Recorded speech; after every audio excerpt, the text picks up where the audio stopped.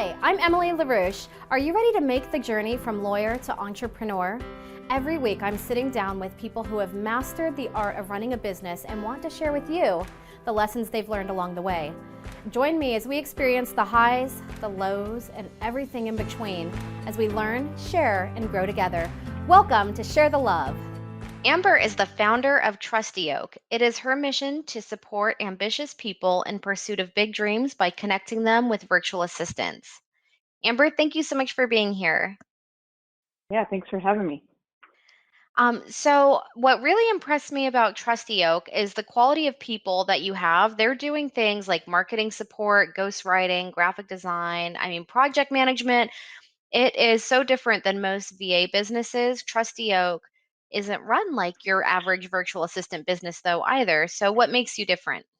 Well, the big thing is that I hear a lot of people talking about virtual assistant companies, particularly those that are not U.S. based, and they serve a purpose. You can get things done, but a lot of people have issues with it just really going deeper and helping them. People really need another set of eyes on their business and somebody that can, really be looking at the operations and processes and automation. And so, what I guess what really makes us different is that we're hiring skilled people that have the ability to kind of look at the bigger picture of things and not just serve as an administrative assistant. So we're doing stuff that's a little bit more strategic, I guess, versus just taking your task list and addressing the nitty gritty one by one things. They always say that you should surround yourself with people smarter than you. And when I go look at the profiles of the virtual assistants that are working through Trustee Oak, I feel like they're smarter than me. And so I feel like I'd be in good hands because these people are highly intelligent who can do things like SEO and link building and things that I would never imagine a traditional virtual assistant doing. So it's pretty cool. Yes, actually, I think a lot of them are smarter than me too. I've hired people to kind of, I guess, just fill the gaps in my own knowledge. I mean, I have a pretty good understanding of what, as a business leader, what I need to know, and I know what I don't know. So I hire people that can help with those pieces that maybe I don't have the best background for. So it's been nice because I feel like I have a team of people, experts that can do just about anything I can think of needing. And if they can't do it, then probably one of our clients can. So I feel like I'm pretty fortunate in that way. So you say that business owners should spend more time laying a framework of process delegation and then put less energy into trying to hack their own productivity. What kind of drove you to that conclusion? Because productivity hacking has been the biggest thing for a long time, and I think there's a shift going on. And what kind of trends are you seeing? Totally agree. Yeah, I feel like because there is so much of a focus on getting more productive, we just you never achieve that level. There's no way to finally be done with it. The more productive you get, the more work you do, you're still constantly kind of stuck in a cycle. And so instead of having to be, working more productive, more efficient, instead, you could focus on delegating to get things off your plate so that your business can run more without you in every piece of it. So I think one of the things that I hear people say time and time again, in fact, one of the assistants today told me that her client felt like it was faster if he did something himself. And that's totally true. In a lot of cases, you know your business better than anyone else. But if you're just trying to get things done faster and you don't mind being the one doing it, then that's fine. But if you're looking to really scale your business, you've got to start delegating, and it pays off to take the time to document your process, show someone else how to do it, and then it's faster without you because you're not the one actually having to be hands-on for it. I think I can relate to that because I'm extremely type A and I like to do a lot of things myself. And there are things that truly are faster for me to do myself. However, I have to also ask myself, would you pay someone, a CEO salary, $100+ an hour Right. to do this thing that takes 5 minutes? And if it's something repeatable that happens over and over, it's not worth our time. So yeah, it does take 5 minutes and we can do it, but how many times do we have to do the same thing over and over? That's where getting smarter with time, I think, is important. Exactly, exactly. I think a lot of business owners feel like, maybe there's something they want to keep close to the chest, like payroll, for example. That's, obviously messing with the money. That's kind of scary to hand off to someone, but you have to extend the trust in a smart way with someone that is both competent and someone you can trust. But that specific example is one that I recently did, and I mean, I'm getting back a good hour and a half a week on payroll, and I'm still vetting, making sure that it's correct. I'm able to review it, but I can review so much faster than it took me to actually do it myself. So it's scary when you start getting someone messing with the money and, and things like that, but it's worth it in the end when you've got the right person on board. I totally agree. I'm going to take the advice. My dad's always been an executive and a CEO, and I remember him talking about, I would say, Dad, why don't you just be a fix it man, and fix something around the house? And he would say, well, honey, I get paid, this is back in like the 90s or whatever, $150 an hour. Would I be better off earning that than paying, doing a $10 an hour job? And it didn't make sense then, but it really makes sense now. And I think if we just ask ourselves that on everything that we're doing, we're going to find there's a lot of stuff we shouldn't be doing. Right. It's a trade-off. If you weren't doing something like housework, you would be able to do something else that's of higher value and worth your time. So it's a mindset Definitely. shift for sure. Definitely. And lawyers get paid on billable work. They don't get paid to learn how to be a marketer. They don't get paid to do their accounting. They don't get paid to answer the phone necessarily. So it's kind of like, Right. okay, let's focus on what brings in income and, creates the lifestyle that we want and outsource the rest. Absolutely.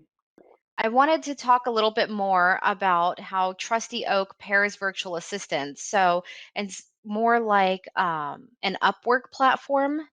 Is that correct? hmm Well, we're moving towards that. We're not there yet. Right now, it's actually more traditional in the sense that I'm doing a call with someone that's considering hiring a virtual assistant. I'm trying to get really clear on what skill sets are needed, what availability is needed, um, even little things like about work style. Like I like to ask a question about, what is there anything about you that you think would be important for us to consider in matching you with someone? And a lot of times people will be really candid and say, I can come across kind of short in email, but it's just because I'm busy.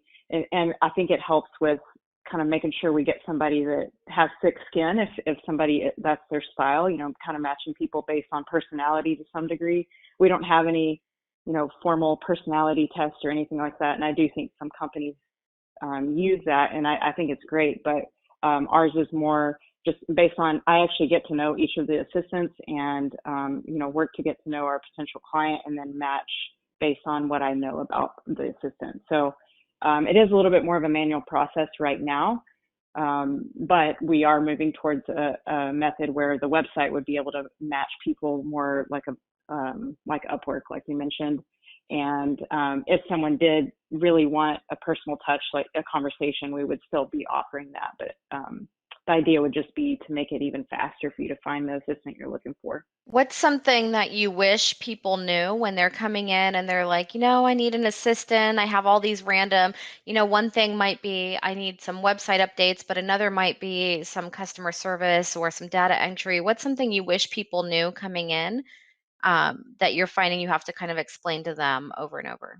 Honestly, nothing specific comes to mind with that, but I feel like as far as preparing for delegating, the biggest thing to do is to sit down about what you're spending your time on, what you want to be spending your time on first, and then look at what's robbing you from focusing on those big goals that you have. I mean, we all have a back burner to-do list that just kind of sits there, and we know that there's a thing that we've been talking about doing for months or maybe even years, but you just can't get the time for it. So it's kind of, you want to try to look at everything you have in terms of your goals and tasks that are stealing from you achieving them, and use that sort of as a way to determine what it is that you want to delegate. Because if you come to, even let's say you come to the meeting with me with a decent knowledge of what it is you want to hand off, you're going to have a better success rate of getting matched with the right person that has the skill set you need and the amount of time that is needed. So that's a big part of it. But kind of going back to one of the,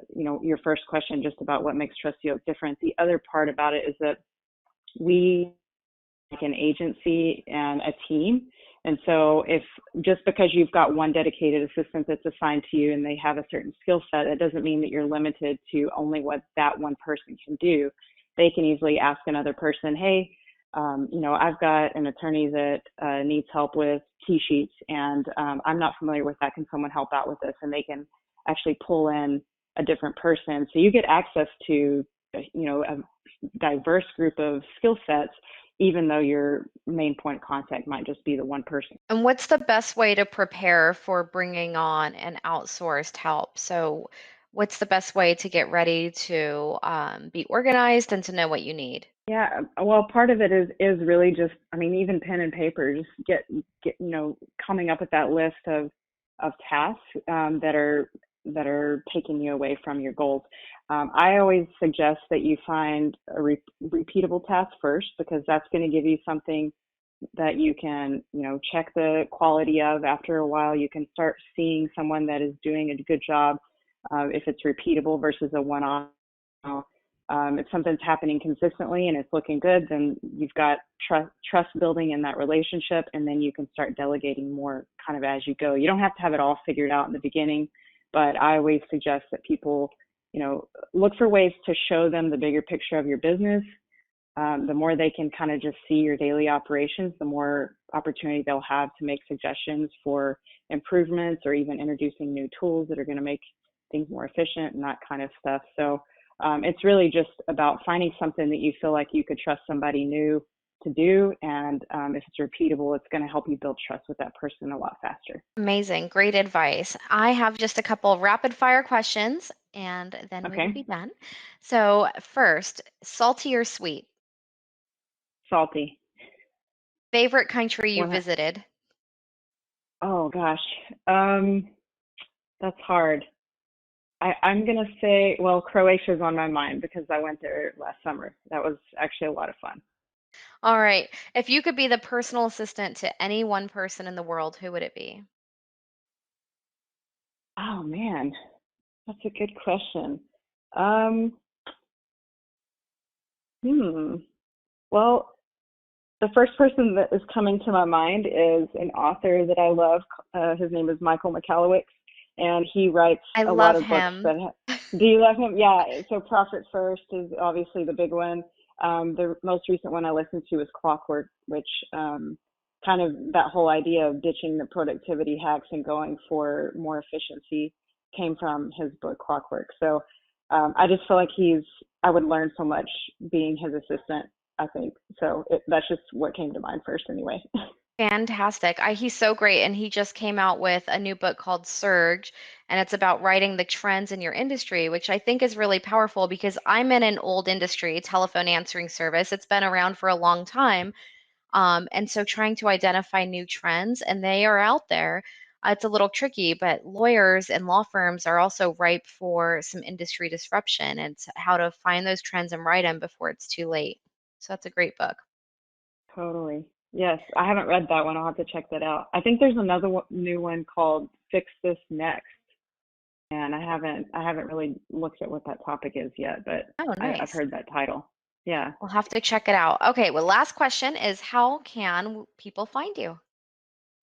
Well, the easiest place is trustyeoak.com, but on all of our social media, we're at Trustee Oak. And then I personally am at Amber Gray ATX on all the different channels. So Thank you so much for coming on today, Amber. I really appreciate the opportunity. Thanks so much. Thank you so much for watching this episode of Share the Love. Make sure to give us a thumbs up, share, and subscribe on iTunes, Stitcher, YouTube, and Google Play to get the latest content.